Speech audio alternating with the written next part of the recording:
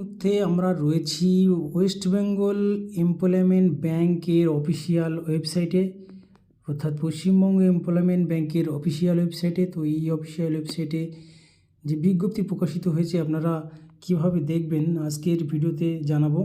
তো বন্ধুরা, এই অফিসিয়াল ওয়েবসাইটে আসতে হলে আপনাদেরকে গুগল থেকে টাইপ করতে হবে এমপ্লয়মেন্ট ব্যাংক wb.gov.in। এটি টাইপ করে সার্চ করলেই আপনারা এই অফিসিয়াল ওয়েবসাইটে পৌঁছাতে পারবেন। তো আমরা আমাদের এই ভিডিওর ডেসক্রিপশনে এই অফিসিয়াল ওয়েবসাইটের লিঙ্ক দিয়ে দেবো, আপনারা চাইলে সেখান থেকেও এই অফিসিয়াল ওয়েবসাইটে পৌঁছাতে পারবেন।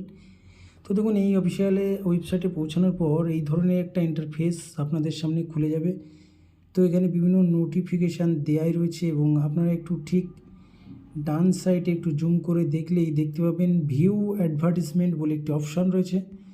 তো এই ভিউ অ্যাডভার্টিসমেন্ট অপশানটি ক্লিক করলেই আপনারা বিস্তারিত প্রচুর বিজ্ঞপ্তি, যেগুলো নতুন যে বিজ্ঞপ্তিগুলো বেরিয়েছে বিভিন্ন কোম্পানিতে নিয়োগের, তো সেই তথ্য আপনারা দেখতে পাবেন। তো এখানে কোন কোম্পানি দ্বারা নিয়োগ হবে এবং কি কাজ, কি পোস্ট, কি কোয়ালিফিকেশান এবং কত তারিখে অ্যাপ্লাই করার লাস্ট ডেট বিস্তারিত আপনারা জেনে নিতে পারবেন। তো আপনারা দেখে নেবেন আপনারা আপনাদের পোস্ট অনুযায়ী।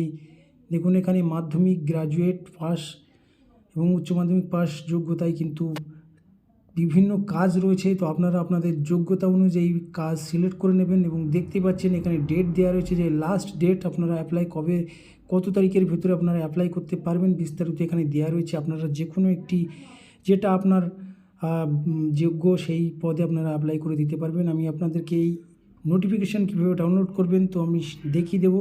একটু জুম করলে দেখুন যে আমি এটাই দেখাচ্ছি, প্রথমটাই দেখিয়ে দিচ্ছি এই ভিউ অ্যাডভার্টাইজমেন্ট।